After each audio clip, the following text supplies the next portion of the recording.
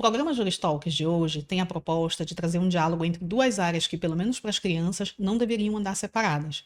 A Constituição Federal e o Estatuto da Criança e do Adolescente garantem a toda criança e adolescente o direito à saúde e de todos os tratamentos necessários para a garantia da saúde. Acontece que a realidade muitas vezes é triste por trás dessas garantias. E é por isso que hoje nós trazemos a doutora Simone Rogério, neurocirurgiã pediátrica, responsável técnica da Santa Casa do Pará, especialista pela Universidade de Roma em neurocirurgia pediátrica e formada pela Faculdade de Medicina Estadual do Pará. Doutora Simone Rogério, muito obrigada por aceitar nosso convite, nosso honroso com o nosso convite. É uma honra para a gente tê-la aqui conosco. Boa tarde, doutora Marina. Eu que agradeço. Em primeiro lugar, eu gostaria de parabenizar pela iniciativa, pelo programa sensacional, porque eu acho que não só na medicina, mas o direito, a jurisprudência está interligada, né, em vários setores, em várias áreas, e é um programa de utilidade pública. A gente saber, conhecer, saber o que tem, onde poder recorrer.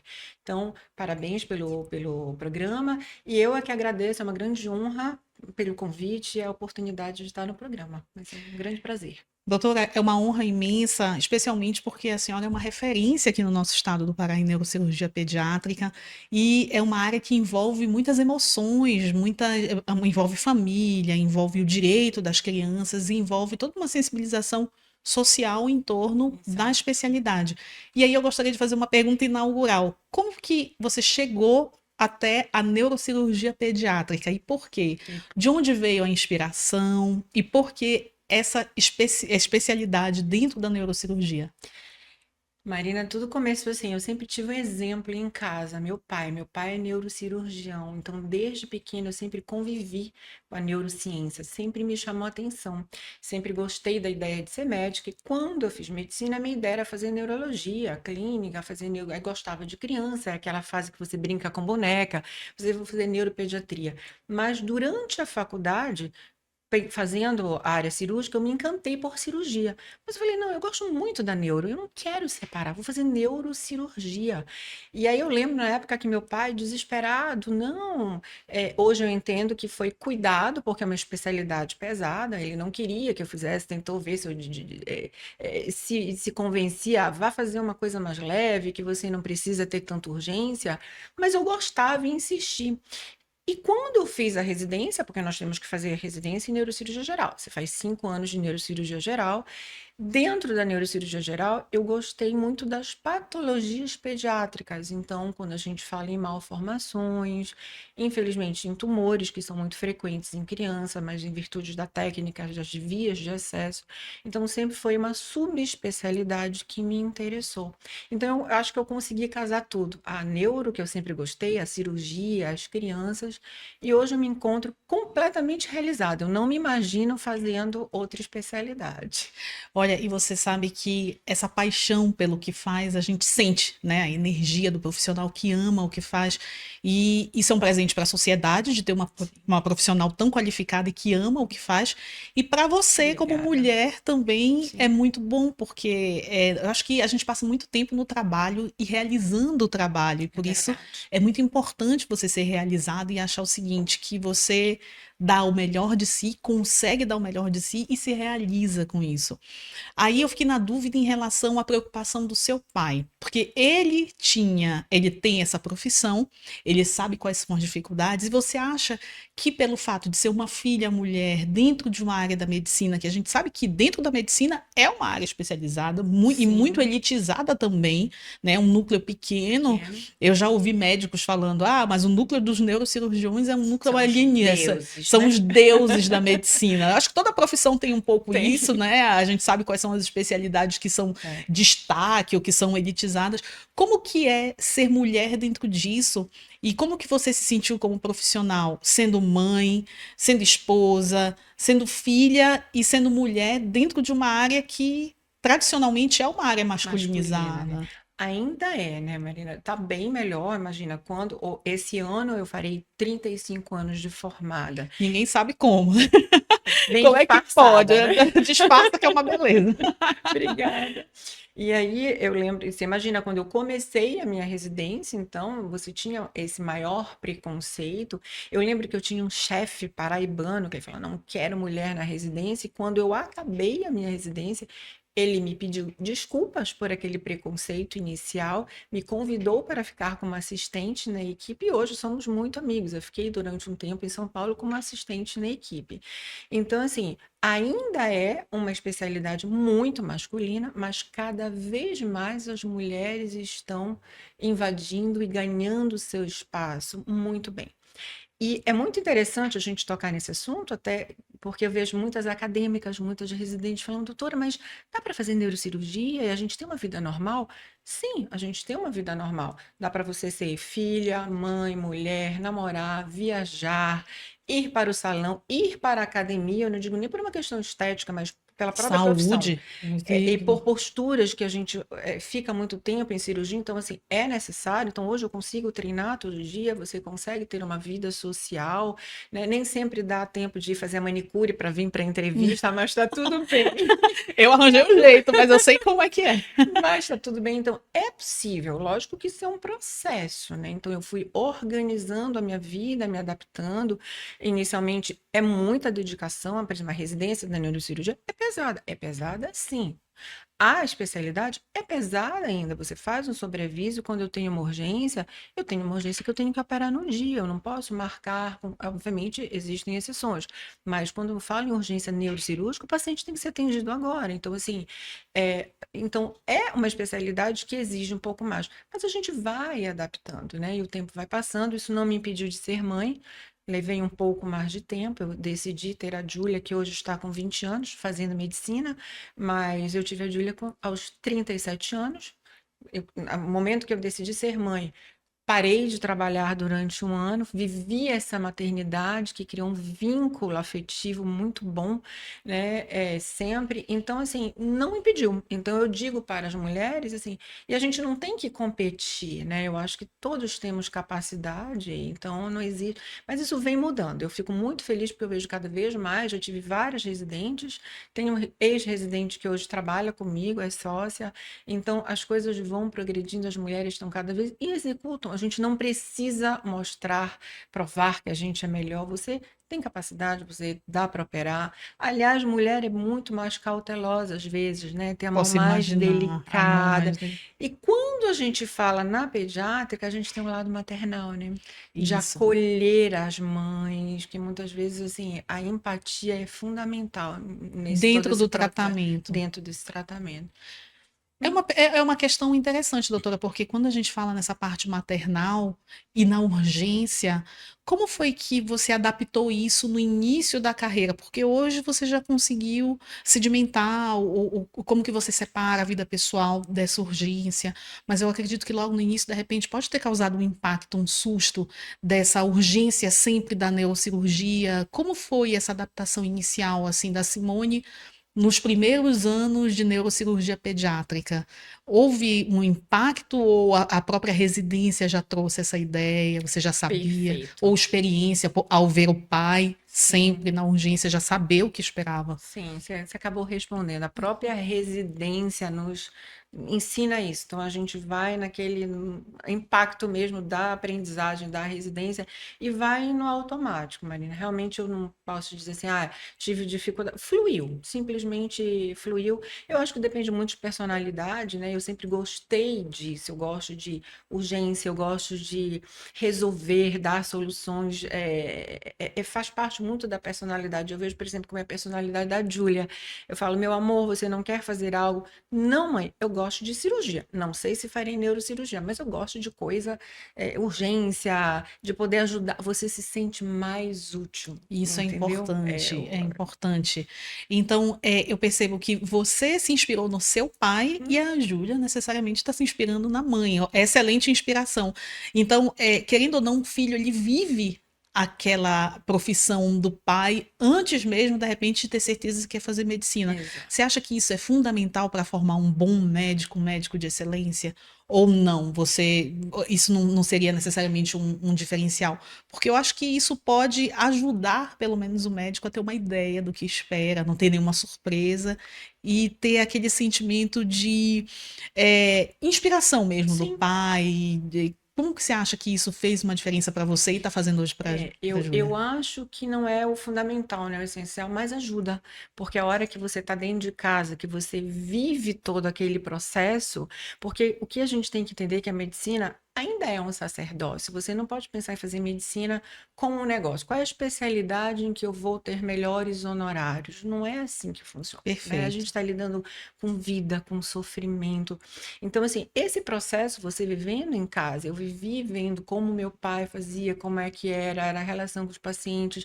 Às vezes o paciente chegava, não tinha dinheiro para comprar um remédio, papai ajuda. Então, é todo um processo que você entende. Eu acho que isso facilita, não é fundamental. Mas quem vive fica muito mais fácil entender o processo do que chegar no meio do curso de medicina, ah, não era isso que eu queria, Acho que fica mais porque seguro na fica decisão. mais seguro na Já decisão tem um panorama do que fazer e do que não querer do que não fazer querer também. fazer. Ai, que coisa Exato, legal. exato. E, doutora, me diga uma coisa. Quando a gente fala nessa parte de neurocirurgia pediátrica, eu sei que você tem um projeto, que é um projeto voltado para crianças ribeirinhas ou crianças de maior vulnerabilidade. Fala um pouco para a gente desse projeto, que eu acho que muita gente não sabe, né? E é isso que a gente acabou falando em outras ocasiões juntas. Os profissionais têm projetos maravilhosos que às vezes a gente descobre num bate-papo e quem precisa sabe, mas é muito importante que a sociedade saiba também de uma forma geral. Como é que funciona esse projeto? Venha saber, né? O projeto em si que nós havíamos falado é um projeto para tratamento de hidrocefalia. O que que é hidrocefalia? A hidrocefalia é quando, por algum motivo, você começa a acumular líquor, o líquido dentro da cabeça. Então, você já deve ter visto que Sim. aquelas crianças que vão ficando com a cabecinha grande, as maiores que não cresce a cabeça, mas tem sintomas de aumento de pressão dentro da cabeça. Então, esse projeto específico de hidrocefalia, o tratamento para a hidrocefalia clássico, muito utilizado, e que ainda será muito, porque é um tratamento importante, mas aí a gente vem com uma alternativa. O tratamento clássico é você colocar um sistema de drenagem, uma derivação ventrículo-peritoneal. Normalmente vai, drena esse líquido para a barriguinha. Hum. E com esse sistema, a gente usa um tratamento mais natural, em que a gente usa um neuroendoscópio flexível, no qual eu entro e vou fazer uma abertura mais natural para drenagem de líquido. O que para nós é interessante na nossa região, as crianças que tiverem indicação em poder fazer, porque eu tenho menos complicações a longo prazo. Porque nós temos um estado com dimensão continental. Então, às vezes, para o segmento dessas crianças, ou para uma urgência, teve um problema com a válvula até chegar numa urgência. Então, você tendo a possibilidade de um tratamento mais natural é interessante. E esse projeto surgiu, um projeto com um professor de Harvard, o professor Benjamin Worf, que é inventor da técnica. Ele tem uma ONG, que é a NeuroKids, e no qual ele quer divulgar para o maior número de neurocirurgiões possíveis no mundo a técnica para difundir e ajudar as crianças. Então, aqui na América do Sul, nós começamos o projeto. Ele começou o projeto com a doutora Gisele Coelho, né, que você teve a oportunidade de conhecer, né? Maravilhosa. Então, essa cirurgia é feita em 2 lugares dentro da América do Sul, aqui no Brasil. Então, é Santa Casa de São Paulo e nós aqui na Santa Casa do Pará. Porque Nossa, o olha só, professor que Woff, ele tem maravilhoso. muito esse olhar para o lado carente. Ele viveu muito tempo na África, ajudou muitas crianças, né? E aí ele tem esse olhar para o lado da Amazônia, enfim. Então, Maravilhoso. é nisso, mas é como você falou. Hoje nós executamos esse tratamento na Santa Casa do Pará, onde nós temos o material, que é esse neuroendoscópio flexível, em conjunto com a ONG, com a NeuroKids, e a gente precisa fazer, divulgar mais. Às vezes nem sabem que tem um serviço de neurocirurgia pediátrica na Santa Casa, ainda mais esse tipo de tratamento, Esse você tipo entendeu? de alta De complexidade, alta né? E complexidade. eu tô assustada de saber que é só em São Paulo e aqui E no aqui Pará. no Pará. E no Pará, pelo motivo que é justamente o tamanho da região e o tamanho da vulnerabilidade das pessoas, Exato. muitas vezes, que estão aqui, né? E tem essa dificuldade de De locomoção, acesso. de acesso. E aí a gente volta para uma questão jurídica que é interessante, porque quando a gente fala de direito à saúde, garantido pela Constituição e também reforçado pelo Estatuto da Criança e do Adolescente, se esse direito na prática não for garantido, a gente só tem ali a letra morta da lei. Você não tem aquele acesso que é o que a gente quer garantir. Como que você percebeu dentro desse projeto essa dificuldade na prática? Ou seja, você tem o Sistema Único de Saúde, você tem um tratamento gratuito, ainda assim, mesmo sendo gratuito, você acaba esbarrando em outras variáveis que também impossibilitam ou dificultam o tratamento.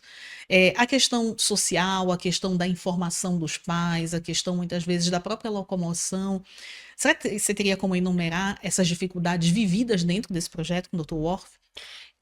Aí eu aproveito também, doutora Marina, para falar, não é só da hidrocefalia do projeto, aí vai envolve todas as patologias que a gente tem, e depois a gente vai tocar num ponto muito frágil, que é, por exemplo, as crianças com tumor. Então, o que que eu vejo? A dificuldade, primeiro, do conhecimento, de saber nos diversos municípios, nas diversas localidades que a gente tem, que existe a possibilidade do tratamento pelo SUS. Depois, toda a burocracia que muitas vezes se enfrenta, né? Então, aquela complexidade até de chegar a ter o acesso ao tratamento leva muito tempo. E aí eu estou falando de hidrocefalia, que pode matar a criança rapidamente, não é só o tamanho da cabeça, de um tumor que nós acabamos recebendo, tumores em estágios enormes, muito volumosos, porque demorou a se entender o sintoma, a criança começa a vomitar, é gastrite, não, é verminose. Até chegar a ter um acesso, a gente recebe tumores enormes. Então, uma coisa que é importante a gente entender, e aí que seria o X da questão, porque hoje eu falo para você, doutora Maria, nós temos tecnologia. Estou trabalhando com uma ONG, né, professor de Harvard, a gente tem acesso, os gestores hoje entendem melhor a importância da tecnologia. Eu preciso trabalhar com tempo. O tempo faz toda a diferença.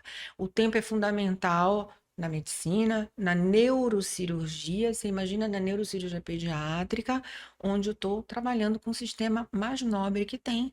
E o encéfalo, o sistema nervoso da criança, é aquele sistema em desenvolvimento. Perfeito. Então, quanto mais tempo eu passo, maior prejuízo eu vou ter. E aí eu não estou falando mais nem de vida, muitas além, não estou nem falando muitas vezes, eu quis dizer, nem do prejuízo neuropsicomotor, mas às vezes de vida Na vida mesmo. da Porque você criança. chega com lesões que eu poderia tratar há 6 meses, hoje já não. Então, é essa a diferença quando a gente até vai ver casuística, estatística e resultados. É difícil a gente comparar nossa realidade com o sul-sudeste Sim. pelas próprias questões geográficas que a gente tem. Então, o tempo é fundamental. E eu acho que uma coisa simples que pode ajudar, né, no meu entender é simples, mas é que é a comunicação efetiva. Mas de que maneira nós podemos ter essa comunicação efetiva? Podemos melhorar uma telemedicina, ajudar os colegas que às vezes estão numa UPA no interior e tem uma dúvida, né? Precisa de uma ideia. Às vezes você em 15 minutos trocou uma ideia, não, faça isso, peça uma tomografia, encaminhe para cá, né? Então eu acho que a gente tem que trabalhar com comunicação efetiva e tempo, porque isso é fundamental nesse processo. Doutora, a senhora falou em duas coisas, na verdade. A comunicação efetiva e o tempo. Além disso, no meio de tudo, a gente tem a burocracia. O que que a senhora identifica dessa questão da burocracia e do acesso à informação? Porque são duas coisas distintas, né? Você pode ter a informação e aí você enfrenta um processo burocrático que te impede. Hoje, esse processo burocrático, a seu ver, ele acaba prejudicando mais do que o tempo do diagnóstico, porque, por exemplo, o tempo do diagnóstico você pode ter com essa comunicação com os médicos. Por exemplo, a criança, será que é malverminose? Criança, por exemplo, vomita muito, tem muito problema gastrointestinal, especialmente aquelas que vivem em região de baixo saneamento básico. Então, eu imagino que é um diagnóstico difícil, muitas vezes, até para o médico Sim, generalista. sim. Então, como que viria essa proposta de facilitação da comunicação já para diminuir o tempo de diagnóstico e aí diminuir o tempo de diagnóstico a parte administrativa?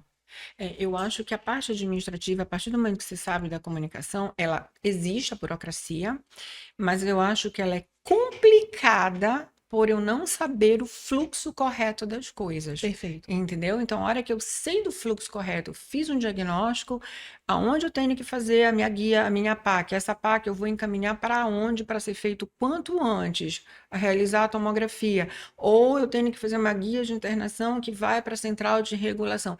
É saber melhor esse fluxograma que ele existe. Existe a burocracia, sim, eu entendo que ela é É necessária necessária. para uma organização, mas eu acho que ela é complicada. Então, assim, respondendo você, eu acho que às vezes a comunicação ainda está atrapalhando mais que a burocracia, porque se eu tenho certeza do meu fluxo, eu estou bem comunicado, bem entendido, eu consigo muitas vezes agilizar, e a gente vê isso na prática, a gente acaba, passa para um, fala com o outro, puxa daqui, vai, resolve, e a gente consegue agilizar. Então, eu acho que fica tudo às vezes meio no ar. Por onde eu vou começar? É como você falou, o próprio colega generalista no interior. Primeiro começa que ele não é obrigado a saber todas as subespecialidades, Sim, ele pode ter dúvida, né? Aí depois que ele consegue, não, imagino que seja neurológico, por onde eu começo? sim, Então eu acho entendi. que esse, Ele mesmo já pode ter aquela dúvida inicial sem lá no dúvida diagnóstico nenhuma, dele, né? Que é um diagnóstico que vai direcionar, não vai tratar, mas já faz toda a perfeito, diferença. faz toda a diferença você direcionar precocemente, muda toda a vida. Doutora, você percebe que dentro da administração não são médicos, são pessoas que Sim, trabalham na administração. Esse conhecimento muitas vezes é difícil para o próprio médico generalista. sim, Imagina para quem trabalha na administração e não tem esse conhecimento da medicina. sem dúvida. A senhora acredita que isso acaba dificultando também a questão da linguagem, do entendimento, não sei se do entendimento da gravidade, mas a própria Sim. linguagem e procedimento? A senhora percebe que isso é um impacto? Sim, sem dúvida nenhuma. Isso é um impacto. Então, eu acho que também são as políticas de dentro da gestão, quem trabalha em certas portas importantes, digamos assim, deveria ter um acesso a um conhecimento um pouco melhor. E aí vai até, por exemplo, nós como equipe, tem muitas coisas que nós vamos até o gestor. Tudo, obviamente, sempre baseado em evidência científica, mostrar, olha, isso aqui não pode ser assim, né? Então, nós, como equipe, já fomos várias vezes a CESP, ao meu gestor de Santa Casa, de Oncológico Infantil, a gente precisa melhorar isso, não posso ficar parado nisso no administrativo, então eu tenho que explicar para o administrativo que quando chegar essa e essa situação, precisamos dar celeridade a isso. Então, eu acho que tem que ser uma coisa contínua, até porque você sabe que o administrativo mudou, rodou, então a gente tem, então aí eu acho importante a participação do médico nesse processo, a participação do técnico, né? Porque, como você falou, cada um na sua área, o administrativo não é obrigado a saber. Então, a gente tem que estar sempre vigilante. É cansativo? É cansativo, mas é como a gente consegue, muitas vezes, melhorar o fluxo das coisas, assim, dos processos, entendeu? Eu acho que é aquele cansativo que pode ser um pouco difícil no início, mas acaba facilitando um trabalho, porque se você lida com uma equipe que não tem consciência da necessidade de De procedimento, nada, do que precisa ser agilizado e do que não precisa, você acaba de forma recorrente tendo que ir até essa exatamente. equipe para explicar, e isso acaba sendo delicado. Exatamente. Então, a hora que você já explicou, já orientou, você criou os seus fluxos, a equipe fica treinada e isso facilita sem dúvida muito. Entendeu? Por exemplo, ganhar tempo. Às vezes pedem para a gente avaliar um caso, que é para ver se é referência, se vai ser assim.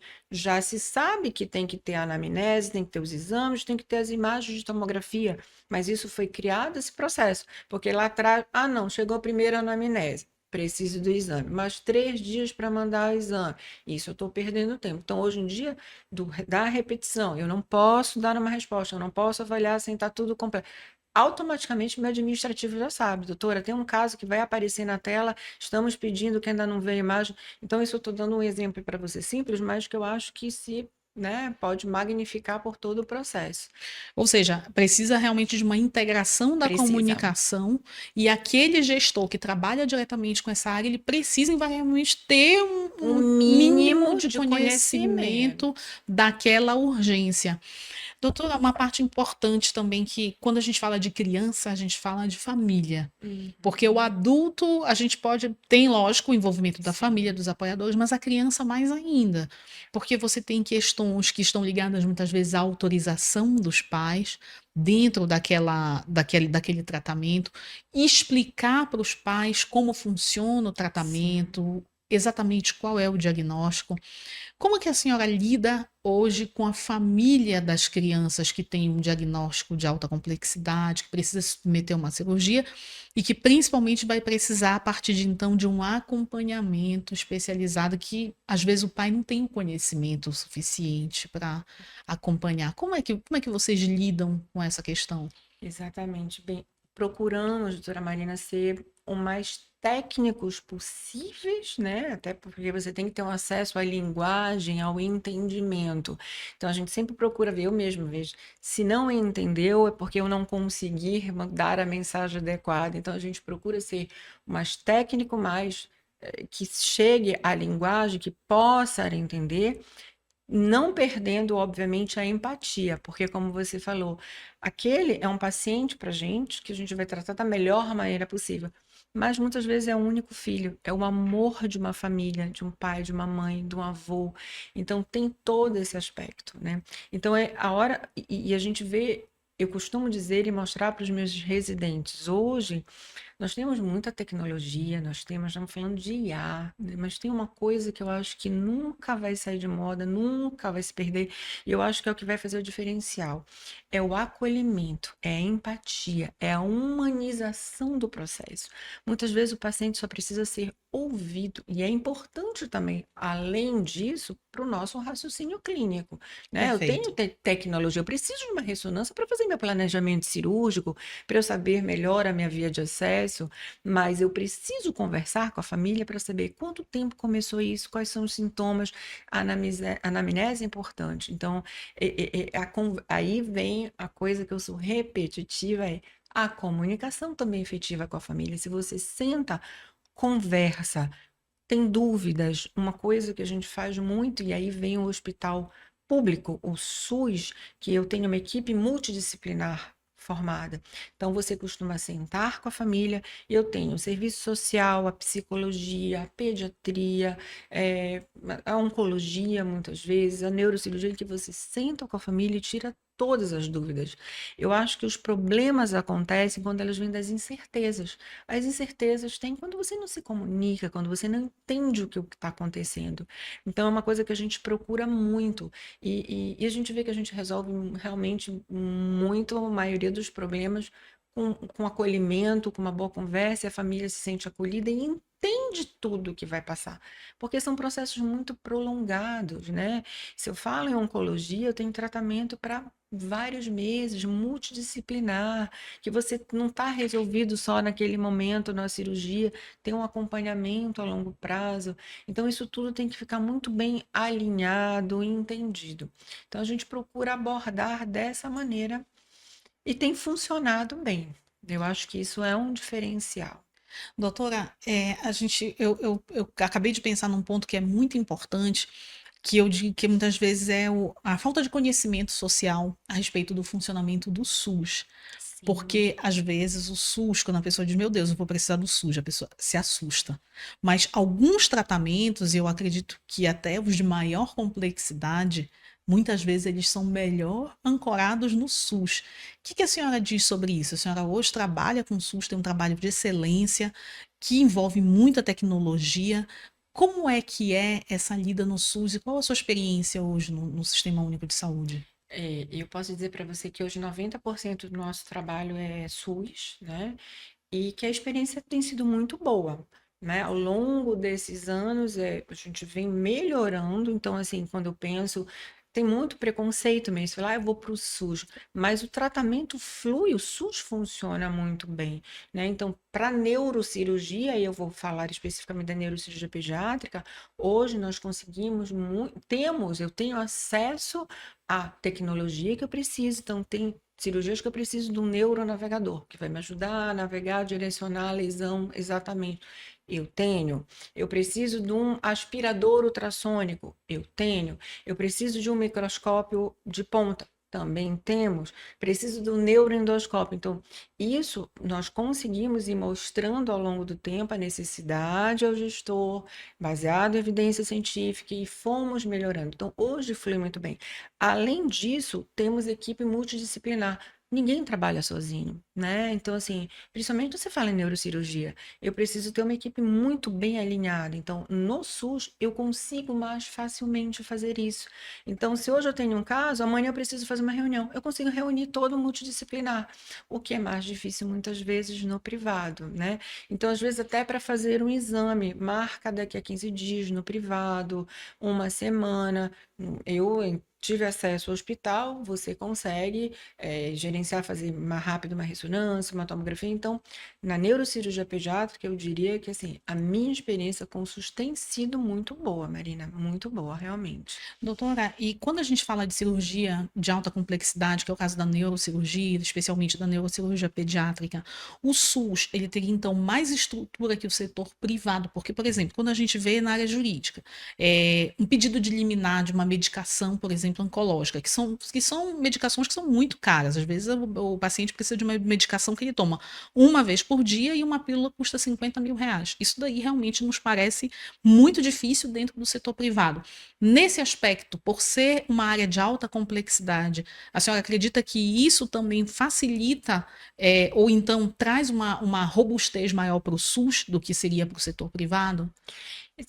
Assim, varia muito, a gente tem que ver caso a caso, né? E, obviamente, Marina, muita dificuldade. No privado, a gente também tem no público, como você tocou no assunto assim, delicado, por exemplo, é o tratamento complementar com algumas medicações. Então, eu vejo que, às vezes, para o SUS, medicações de alto custo que podem impactar em todo o sistema, fica mais complicado.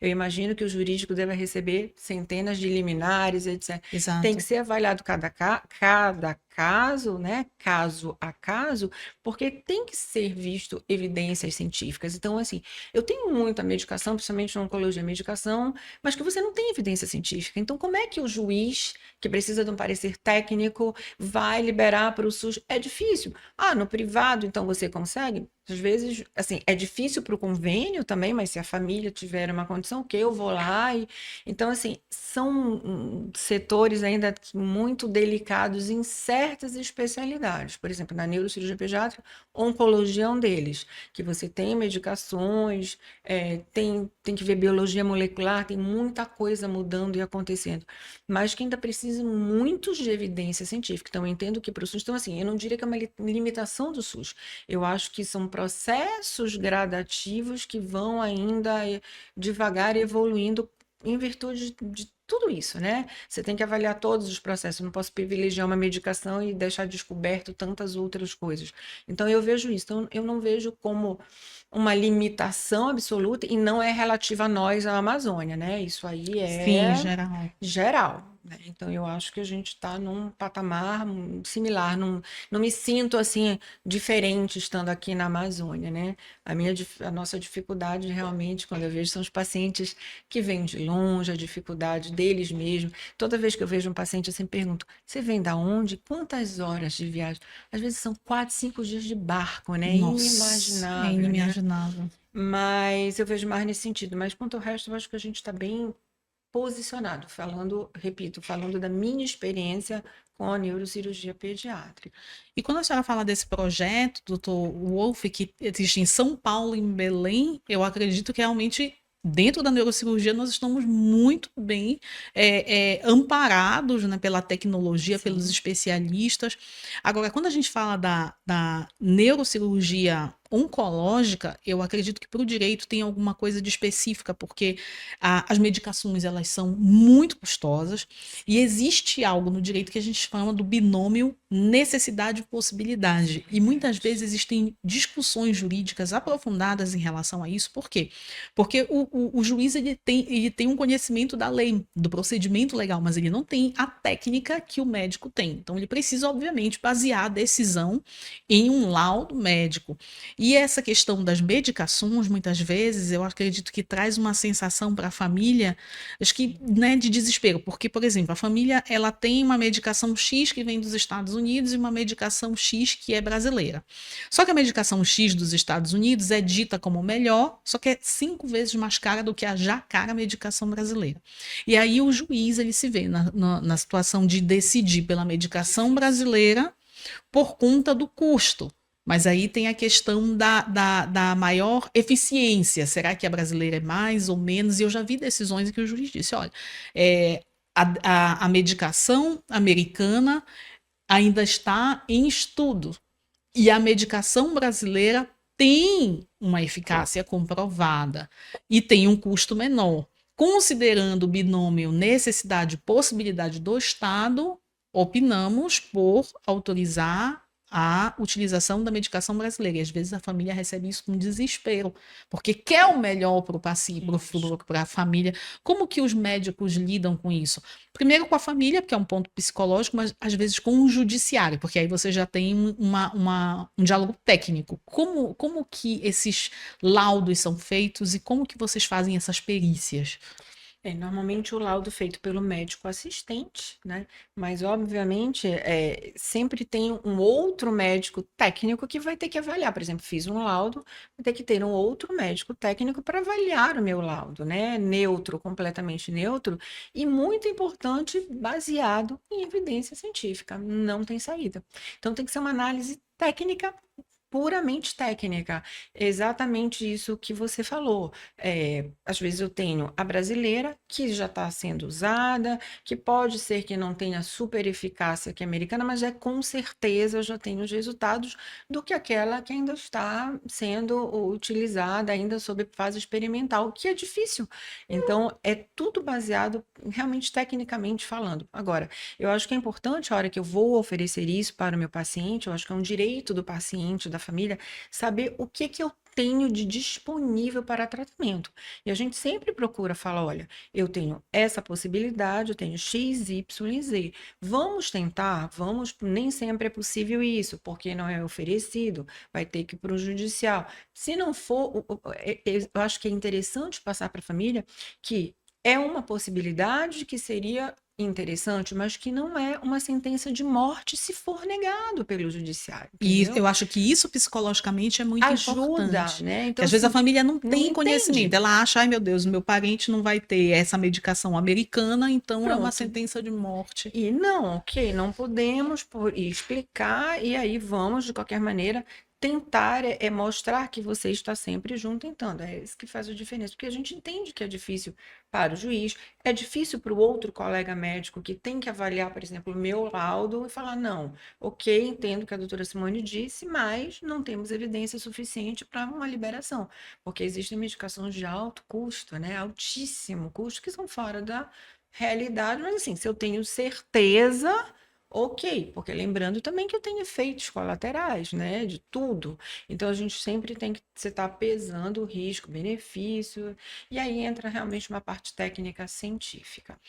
Doutora, agora eu fico em dúvida em relação, uma dúvida mesmo, em relação ao procedimento, porque a senhora tem um laudo e aí tem um médico que é um perito, é isso que vai periciar o seu laudo para depois ter esse diálogo com o judiciário. Porque o que a gente vê às vezes é a família ingressando pedindo a medicação, mas aí eles pedem a medicação que foi negada pelo perito e que foi prescrita pelo médico. Eu acho que varia mesmo, doutora Marina, teria que ver esse fluxo. Normalmente a família tenta já ver que não é possível, já vai direto para o Ministério Público, né? Hum. Mas eu acho que ali dentro, via Ministério, etc., que você tem que ter uma segunda opinião Isso, de um perito, do que né? vai Do que vai peticionar. peticionar. Perfeito, Exato. porque aí entra muito essa questão mesmo da técnica médica para saber, que às vezes a família Exato. mal sabe o nome do Não medicamento, sabe. né? Só sabe que Tá lá aquele no ali é o laudo, tá melhor. escrito que é a única solução da vida, e é isso que às vezes a gente tem que trabalhar com a equipe equipe que você tem que mostrar para a família o que há de tratamento. Eu tenho por obrigação falar. É como quando eu vou falar de cirurgia. Por exemplo, vou dar um exemplo simples, a hidrocefalia. A gente fala, ó, eu tenho a minha possibilidade de fazer uma neuroendoscopia e ficar sem válvula, eu posso precisar da válvula. Um método não elimina o outro, cada um tem sua indicação e nós vamos ver também como o organismo, o corpo de cada um, porque além disso você ainda tem a resposta individual de cada um. Então não quer dizer que aquela medicação, aquela técnica seja a solução para os seus problemas. Então é por isso Pode que eu... trazer outros problemas já pela fragilidade Exato. física por conta do processo, da doença, que acaba atacando outros órgãos. Exato. E aí eu sempre oriento, ó, vamos tentar. Vamos por um laudo, vamos escrever, mas vamos avaliar, porque disso depende muitas avaliações técnicas, jurídicas. Se não for possível, ok, vamos ver o que que nós podemos fazer, o que que tem de possibilidade alternativa para o De tratamento, melhor. sem tentar parecer que você está fechando uma porta. Doutora, uma pergunta que no meio jurídico está sendo muito explorada e eu acredito que na medicina também. O uso da inteligência artificial, como que está sendo para vocês hoje? Porque, por exemplo, nós já tivemos processos administrativos contra advogados pelo uso indevido da inteligência artificial dentro de peças jurídicas. Já tivemos punição de juízes por uso indevido da inteligência artificial, e aí entra uma série de fatores. Por exemplo, o juiz deliberadamente utilizou a inteligência artificial de forma indevida. Por que de forma indevida? Porque as sentenças estavam todas padronizadas, inclusive, né, com embasamento idêntico para casos Sim, diferentes. E o mais grave, às vezes o juiz coloca dentro da inteligência artificial dados do processo que isso. acabam esbarrando em questões de Ética. não, em questões de proteção de dados de Perfeito. pacientes. Então, além de você ter ali uma terceirização pela inteligência artificial do trabalho do jurista, que está sendo muito discutido, também a questão da proteção dos dados dos pacientes. Bom, juridicamente a gente fala dos dados dos pacientes dentro da perspectiva de CPF, endereço, nome, Sim, tudo. sim. Dentro da área médica, como que vocês estão regulando a utilização da inteligência artificial? Porque, na verdade, ela chegou para ficar. A diferença é saber como que Como cada utilizar. profissional está utilizando, como que ela está sendo adequada à realidade, sem tirar, obviamente, aquilo que é inerente à sua especialidade, à sua experiência. Por exemplo, eu já ouvi, a gente não sabe até que ponto isso é lenda urbana, Verdade. mas que a inteligência artificial está conseguindo ler exames muito melhor do que alguns médicos. Daqui a um tempo, a inteligência artificial vai ler, por exemplo, um, um Dá um raio-x laudo de um ressonância. laudo de ressonância melhor do que o médico mais especializado, porque vai ter precisão. Como é que vocês estão lidando isso hoje, dentro de aspectos jurídicos e éticos da medicina? Sim. E como que isso chegou para vocês hoje? Eu acho, isso chegou à realidade e a gente tem que se atualizar, Marina. Não é assim, até o próximo passo, aí a gente está fazendo alguma coisa de inteligência artificial, mas, como você falou, tem que usar com muita cautela, muito critério, quando a gente lida com dados de pacientes, isso aí é fundamental. Acho que a inteligência artificial é muito útil, quando a gente pode, e acho que ela tem o seu lugar cada vez mais. Por exemplo, falando sobre o ponto de vista técnico, uma programação cirúrgica, planejamento, você vê, você jogar as imagens, como, por exemplo, a doutora Gisele faz, em que você consegue projetar a ressonância, imaginar o acesso que você vai ter, ver todas as vias, isso aí é sensacional.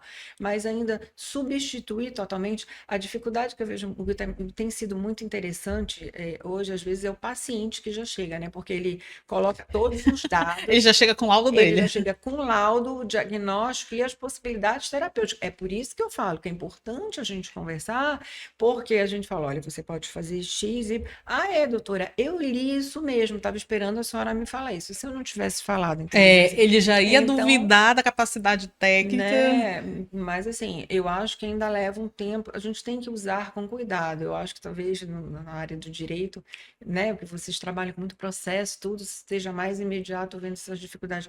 A medicina ainda existe isso, né? Eu acho que a parte técnica, você a IA poder avaliar certos exames, dar diagnóstico, mas a gente ainda está avançando nisso, porque você precisa de um banco de dados bem Robusto. fundamentados, robusto, porque você vê que ainda está. Você, puxa, às vezes eu vou curiosar, né? Vamos ver como está. Você vê que coisa que não tem, né? Não é baseada em evidência. Óbvio que tem aquelas com boa evidência científica. Então, eu acho que tem que ter um equilíbrio. Eu acho que a gente ainda está num processo de conhecimento, de adaptação. Acho que tem que se adaptar. Eu acho que daqui para frente, nós que fazemos medicina, temos que estar para saber gerenciar e lidar melhor com isso, entendeu? Senão, também não souber, vai ficar para trás, porque ela é uma realidade que veio para ficar. Mas a gente tem que ter um equilíbrio, como tudo na vida, né? Como tudo na vida. E eu acho que a medicina pediátrica, qualquer medicina, envolve um fator que o direito também envolve, mas ainda mais porque você está lidando ali com a vida da pessoa e a Uhum. família e toda a questão da sensibilidade e tem todos aqueles efeitos colaterais e a realidade da pessoa. Então você tem que levar tudo isso em consideração na hora de um diagnóstico. Às vezes você pode prescrever um medicamento, mas você diz, não, mas ele tem uma certa fragilidade em outros órgãos que já é decorrência da doença, então se esse medicamento não vai dar efeito. Exato, eu costumo dizer assim, a IA, ok, tem o seu espaço, mas é que eu acho que eu ainda sou a moda antiga, 35 anos, acho que ainda tá a moda antiga, mas assim, a IA não tá fazendo aquela super anamnese, vendo o paciente, olhando o rosto, se tem um edema, assim, é o geral do paciente. Então, eu acho que isso, essa anamnese, esse contato, ainda não dá para substituir 100%. Eu acho que ainda vai levar um tempo. Quem sabe, talvez não estejamos vivas para ver essa parte 100% e Eu acredito que vai ser difícil porque essa humanização, na verdade, ela faz a faz diferença. muita Faz diferença, muita até diferença, sem psicológica. dúvida.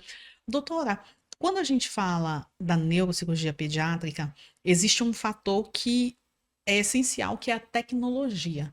Como que a senhora vê hoje a tecnologia utilizada no Brasil e essa tecnologia sendo usada dentro do sistema do SUS? Como é que vocês escolhem os equipamentos que são de última geração, que são aqueles que são possíveis de serem adquiridos? Uhum. Eu acredito que vocês precisam fazer uma guia, precisa ter uma conversa entre os médicos, especialistas naquela área, para saber que tipo de aparelho vocês vão requerer para o poder público. Como é que funciona isso dentro da neurocirurgia pediátrica?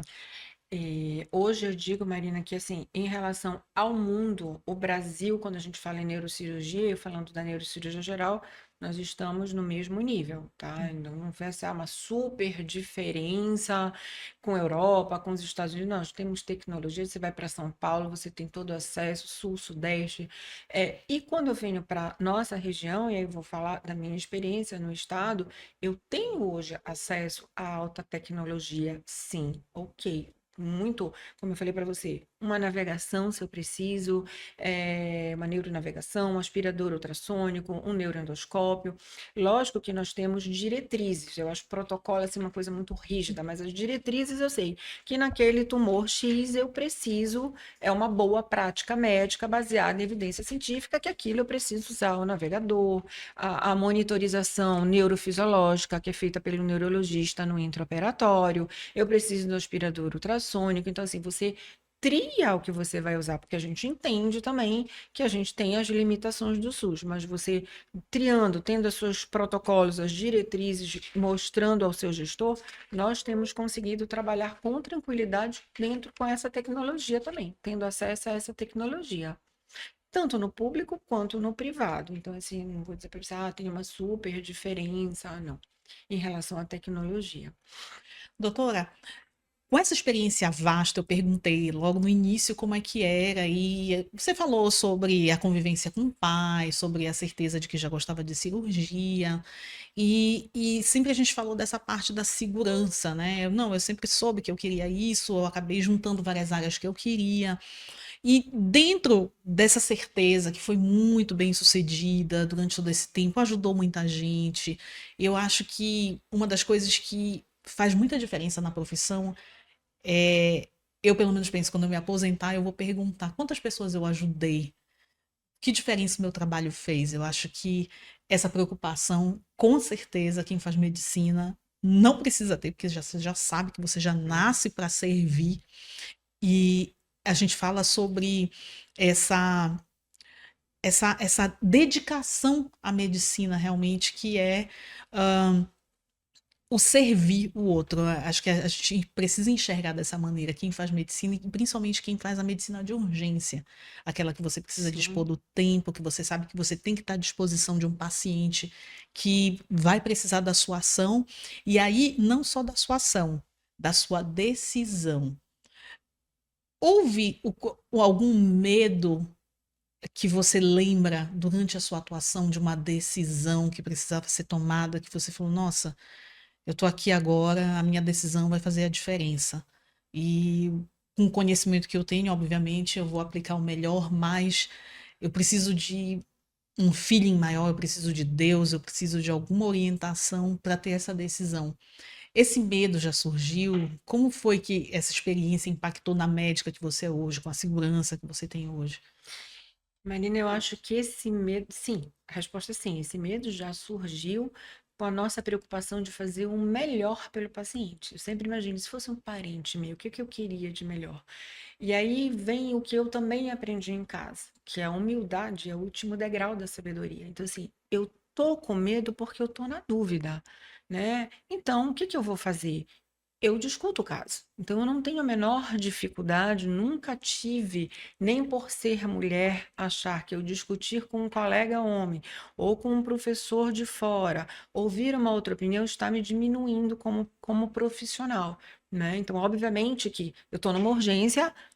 A urgência vou resolver da melhor maneira possível, mas quando eu falo em outros, às vezes você tem tumores, patologias graves, que é muito bom você compartilhar e dividir, né? Você trocar ideias, pedir uma segunda opinião, a gente se sente seguro, a gente fica mais confortável em que realmente eu estou fazendo aquele melhor. Porque você pode, será que se eu fizer isso vai ser melhor? Mas principalmente quando eu estou tratando de criança, né?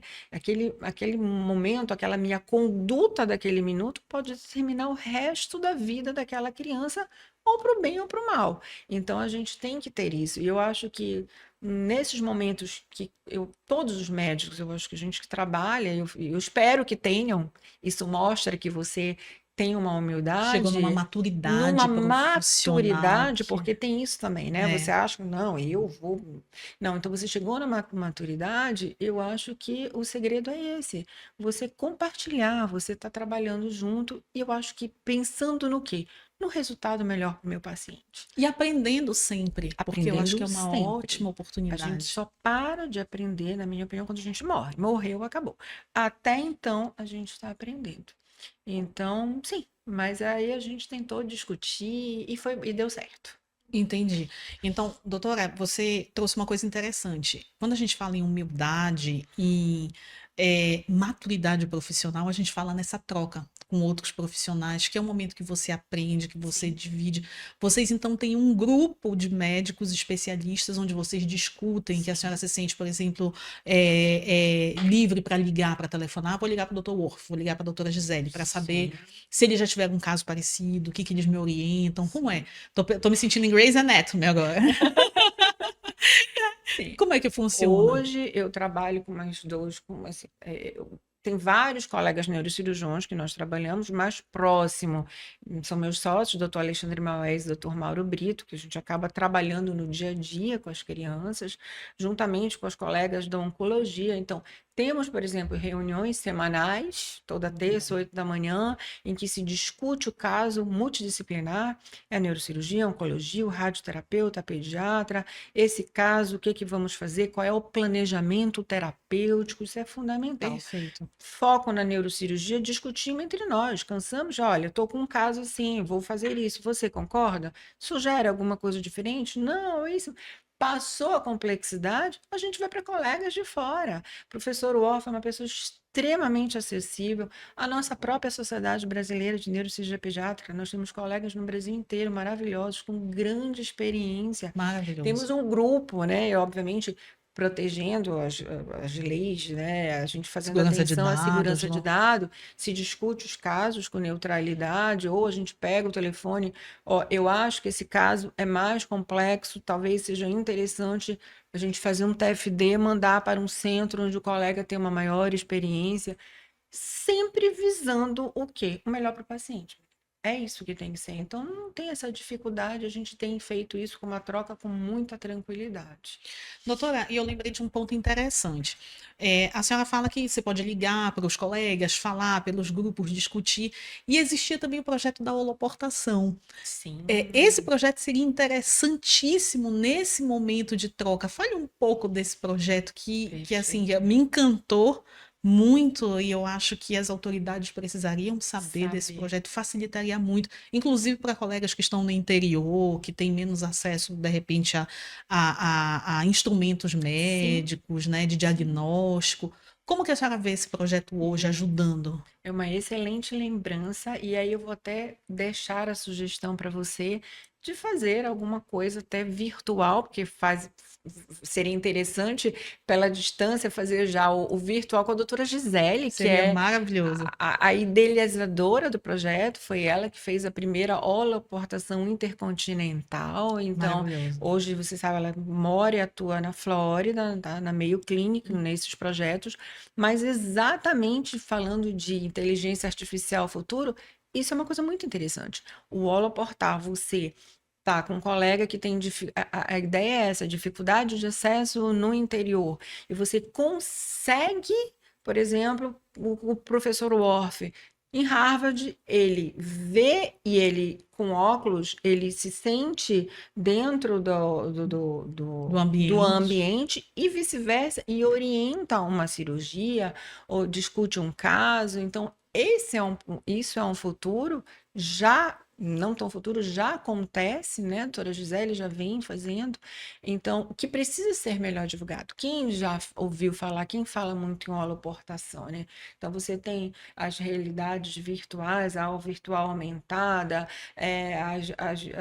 as misturas de realidade física virtual. Então, tem coisas muito interessantes, isso aí eu acho que é o futuro. E aí fica a sugestão de bater um papo com a Gisele, E tá até né? trazer, e justamente virtualmente para mostrar Virtualmente para mostrar, porque a eu acho de eficiência tudo, não só do na virtual. medicina, né? Em A tudo. área jurídica, Para tudo. tudo, para tudo. Eu acho que a holoportação integrada à inteligência artificial é uma coisa Perfeito. sensacional, sensacional. Doutora, a gente já está encaminhando finalmente, infelizmente, para o nosso Finalmente. finalmente da entrevista. E tem uma pergunta que eu gostaria de fazer dentro do âmbito pessoal. Como que você se enxerga hoje, sendo uma mulher feminina, sendo mãe e sendo uma médica tão conceituada, com um trabalho muito importante dentro da neurocirurgia pediátrica? E como que você traz isso para você como pessoa, para sua vida? Porque você tem essa questão da inserção 100% dentro da medicina, mas você também tem a sua vida pessoal, a sua filha, por exemplo, que está fazendo medicina hoje, que você é uma inspiração para ela. Como que você enxerga isso hoje como mulher e como que você encorajaria outras mulheres médicas a seguirem essa área? Qual que é o ponto positivo, qual é o ponto negativo, que sempre tem, né? Sempre tem, mas e aí eu vou fazer minhas as suas palavras. Quando a gente faz alguma coisa com amor, com paixão, acaba aparecendo mais os positivos do que os negativos, né? Então, hoje, tem um termo que se usa muito, mas que eu não uso para mim. Então, a doutora Simone Rogério, empoderada. Não, eu me sinto realizada, realizadíssima, feliz em ser neurocirurgiã, feliz em fazer neurocirurgia pediátrica, em poder ajudar as crianças. Aprendo demais com elas, a experiência, principalmente com os pacientes oncológicos, é uma experiência de vida, Marina. Então, assim, é a resiliência, é a vontade de viver, com as famílias desses pacientes. Então, assim, é uma experiência de vida única. E digo para as colegas que têm vontade, se têm vontade, eu tenho vários que vieram até mim, eu tenho, mas é pesado. Não, você quer, você gosta. Tente, faça. É melhor você tentar fazer. Pode até chegar e falar, não, não era o que eu queria, ok, mas eu tentei não ficar com aquilo, porque é difícil, porque Se eu, colocando barreiras, já eu costumo dizer que quem cria as maiores barreiras somos somos nós nós mesmos, mesmos. já se intimidando. Intimidando. Então vamos lá. Então eu me sinto realizada e eu vejo mais prós, né? E mesmo quando eu falo assim em termos, você sofreu muita discriminação. Não me vejo assim. Eu sempre tive a oportunidade de lidar com vários colegas extremamente cavalheiros, extremamente gentis. Eu, às vezes, já vamos operar uma coluna, tem que fazer um pouquinho mais. Ótimo, que tem, quer fazer mais força, pode fazer, não é a força que faz a diferença. E hoje em dia a gente tem material com alta tecnologia, que isso não é um problema. Então, no sentido de brincar, que eu acho ótimo, sempre tive um bom relacionamento com todos os colegas do sexo masculino. É muito bom trabalhar no meio com os colegas homens e com colegas mulheres, obviamente. Então, eu não vejo isso como um impedimento. Eu digo, fácil. É possível a gente realizar absolutamente tudo, maternidade, tudo. E é bom que você vê. Eu vejo a minha filha hoje que tem orgulho, né? Se sente orgulhosa, mãe, pai. O papai, apesar de tudo, a primeira coisa que ele fala, minha filha, neurocirurgião. Então, Ele eh, tem muito orgulho tem muito disso. orgulho. Inicialmente ele ficou preocupado porque queria proteger, mas hoje ele tem um Pela orgulho. sobrecarga. Então, apesar da sobrecarga, da especialidade, de cirurgias prolongadas, mas cai no que você falou. Quando a gente gosta, você entra no centro cirúrgico, tá ótimo, você esquece. Realmente, difícil ficar horas sem comer, sem tomar, mas o que isso também não é o fim do mundo. Depois, quando você vê o resultado final, quando você vê uma É criança, compensador. é compensador que te agradece. Tem 3 semanas que a gente operou uma criança e foi muito lindo. Eu, depois de uma semana de pós-operatório, ela me mandou uma cartinha. Doutora Simone, muito obrigada, não vou esquecer. Então, assim, Ah, é isso é muito. maravilhoso. Então, não É tem. É emocionante. emocionante. E aí você esquece qualquer cansaço, É a enfim, identificação assim do sucesso do do seu sucesso. Então, eu só trabalho. posso resumir para você hoje, Simone Rogério, como neurocirurgiã, me sinto realizada. O que eu enxergo em você muito hoje é a coragem. É você não ignorar as dificuldades, mas perceber que aquilo não é intimidante para a capacidade que você tem e não usar isso como uma barreira para o sucesso pessoal. Você se identifica como uma mulher extremamente capaz de realizar seus sonhos, de ser realizada e não ficar focando naquilo que eventualmente pode ser difícil. Uma dificuldade a gente tem em todos os Em todos os setores, setores. inclusive seja homem, seja mulher, Perfeito. você tem a dificuldade feminina por conta do ambiente masculino, mas entre os homens também existe uma questão, às vezes, discussão de Muita, competência, de muita. competição. Então, na Sem verdade, dúvida. todo mundo tem um aspecto difícil para dizer, eu não vou por aí, Sem porque dúvida. senão eu vou esbarrar nisso e naquilo outro. E aí que a gente tem que ser inteligente e político, né? E Saber lidar com político, tudo isso. saber Tem que lidar ser político até dentro de casa, Marina, com o em marido, com tudo. o filho, No trânsito. no trânsito. Mas você sabe que você falou uma coisa interessante. Por exemplo, eu tenho um outro aspecto, que é muito, que naturalmente, pela história do nosso país, por tudo, né? Tem o fator de eu ser mulher, tem o fator de eu ser negra, mas eu estudei fora, estudei em universidades europeias, e muitas vezes, muitas pessoas diziam, não foi difícil, isso não te intimidou, como é que é hoje lidar com isso? E eu digo justamente isso, eu não fico refletindo profundamente sobre a minha condição de ser mulher e ser negra. Na verdade, eu fico feliz de fazer as coisas que eu gosto, que eu quero. Vão surgir problemas, obviamente, mas eu sempre penso no resultado. O que que eu quero? O Perfeito. que que eu quero fazer? E aí, depois, as dificuldades, eu penso na viabilidade. É viável? Eu posso fazer? Não, eu vou fazer. Bom, a via principal eu tenho. As intercorrências a gente tem em todos Como os todo lugares, mundo tem como em todo todos mundo os tem. lugares. Doutora, com todo esse tempo de cirurgia, normalmente as cirurgias são muito extensas, demoradas. Quando você chega em casa, como é que você desliga? Como é que a gente. Porque parece uma demanda que a gente diz, meu Deus, parece sobre-humano. Como Não. é que é? Você chega, deixa o celular desligado, vai tomar um banho quente, vai assistir Grey's Anatomy, eu acho. Não, Grey's Anatomy não. Adoro assistir um suspense, mas assim, eu tenho procurado me policiar. Geralmente, quem me puxa a realidade é Júlia, que fala: Poxa, mãe, vem ficar Elas fazem comigo, isso mesmo. vem, Elas vamos, fazem isso. vamos dormir juntas, vamos conversar, vem ficar A minha filha comigo. faz isso Porque também. senão a gente fica conectado no 220, você chega respondendo o WhatsApp, todos os WhatsApps que você não respondeu, porque eu acho muito indelicado. Já me disseram, põe a secretária para responder. Mas não, eu gosto de responder para o meu paciente. Então, às vezes eu demoro, mas eu consigo responder. Aí os milhões de e-mail, então você entra. tem que se policiar. Então eu tenho procurado, cheguei, estacionei na garagem, vi as últimas mensagens, respondi, subi, ok. Aí Acabou. acabou. Responde as mais Tenta, urgentes. nem sempre dá certo, mas a gente vai se educando. Então, estou tentando me educar nesse Eu sentido. acho que é uma tentativa constante de mudança. Sempre E é de verdade que o mudança. celular puxa muito. A gente fica, ai meu Deus, eu também tenho Puxa, isso. Eu não quero deixar sem resposta. A gente fica se sentindo, poxa, meu Deus. Às vezes eu me pego no meio da noite. "Ah, fulano me mandou uma mensagem esqueci de me. semana passada. Eu vou responder. Aí eu assim, me desculpa, agora que eu vi Mas eu acho que o tudo. importante é que você dê um feedback, mesmo Deu, que tarde, mas é deu. deu. Doutora, para finalizar, são duas perguntas, na verdade. É, acabou que a senhora respondeu um pouco, né, falando da cartinha do último paciente que você tratou, que uma semana depois ele respondeu. O que você gostaria de ouvir dos seus pacientes hoje? E o que você gostaria de falar para aqueles que já foram operados e tratados por você, assim? Qual uma mensagem que você gostaria de passar para eles? E que mensagem você gostaria de ouvir também? Deles, assim, eu fico pensando, alguma mensagem especial. Não é nenhum obrigado, é quando eu já vejo meu paciente no corredor do hospital ou que entra no consultório pulando, brincando, rindo. Hoje a gente já troca celular, WhatsApp, tia, vou passar mensagem para você. Isso para mim já é satisfatório. Eu não preciso ouvir um muito obrigada. Não, é você já ver aquela O criança resultado do trabalho. inserido no contexto da escola, da família. Isso é gratificante, né?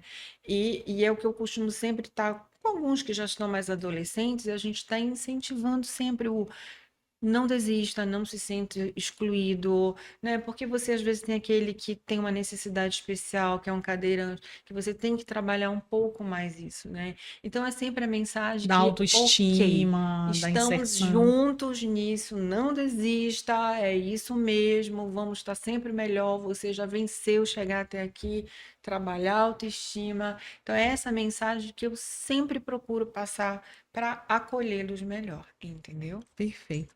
Doutora, e que mensagem a senhora gostaria de passar com a sua experiência? A senhora falou muito do funcionamento do SUS, da importância da multidisciplinariedade e do diálogo entre os vários profissionais e os Sim. médicos. Para finalizar nossa entrevista, que mensagem a senhora passaria para os gestores públicos, para aqueles políticos que tomam decisão diretamente relacionada às necessidades da sua área de atuação? E que mensagem a senhora passaria concomitantemente também para os juristas, aqueles que autorizam cirurgia, aqueles que autorizam, que fazem petição de medicamentos de alto custo? Qual mensagem a senhora passaria para esses profissionais que são externos à área médica, mas que têm uma influência direta na efetividade, às vezes, do seu trabalho, né? Não na eficiência, obviamente, mas na Sim, sim, na efetividade daquela atividade. efetividade. É uma pergunta difícil, né? Na realidade, o comentário é difícil, porque eu acho que envolve vários pontos, mas se eu quiser resumir, e vai muito no que a gente falou, eu diria tempo, porque tempo é vida. Tempo é mudança de qualidade de vida, de prognóstico.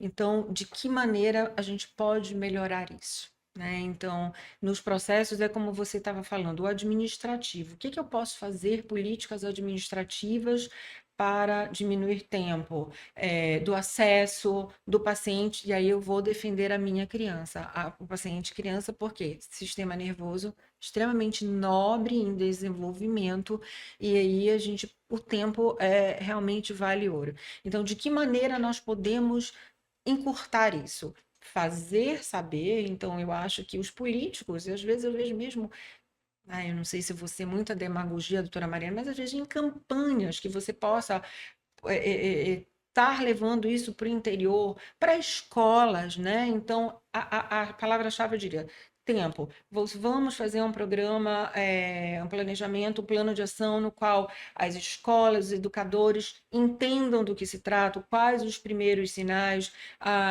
as UPAs, os atendimentos de urgência, quais são os sinais que são importantes para você diagnosticar uma hipertensão intracraniana, uma patologia neurológica e que maneira a gente pode diminuir, reduzir essa burocracia de acesso Mas, como eu falei, às vezes é só esse conhecimento para a criança ser mais rapidamente atendida.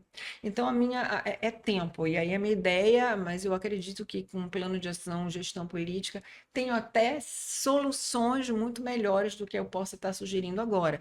Telemedicina é outra coisa, por que não a gente não consegue implementar uma telemedicina mais pelo Robusta dentro do interior, setor robusta, público. dentro do setor público, melhoraria muita coisa. Então, seria essa a minha mensagem, lembrar do tempo, que é fundamental para o futuro. Ali a gente está decidindo o futuro de um pequeno ser. E aí a gente pode decidir para pior ou para melhor. Então, se o tempo é O fundamental para a tempo gente melhorar. decide. Doutora, eu estou encantada com a Ai, entrevista, muito também obrigada. não estou surpresa. Eu tenho uma admiração enorme Muito pelo seu obrigada. trabalho, A recíproca é pelo verdadeira, que você você sabe, né? faz. Eu sei, a nossa amizade, uma amizade que nasceu por acaso, mas hoje eu guardo com muito carinho. Gostaria de lhe agradecer Muito muito a obrigada pelo presença. convite e muito sucesso nesse programa, porque assim, é a história da comunicação efetiva. O programa vai levar muita informação, de muita utilidade pública. Então, muito sucesso e continue. Obrigada, doutora, Muito obrigada sucesso. pelo convite. Obrigada. Nós finalizamos, então, hoje o nosso programa Juris Talks com Marina Pantoja. Tivemos a honra de entrevistar a doutora Simone Rogério, neurocirurgiã pediátrica e responsável técnica pela Santa Casa do Pará, e uma mulher que faz toda a diferença na sociedade civil e na medicina pediátrica do estado do Pará.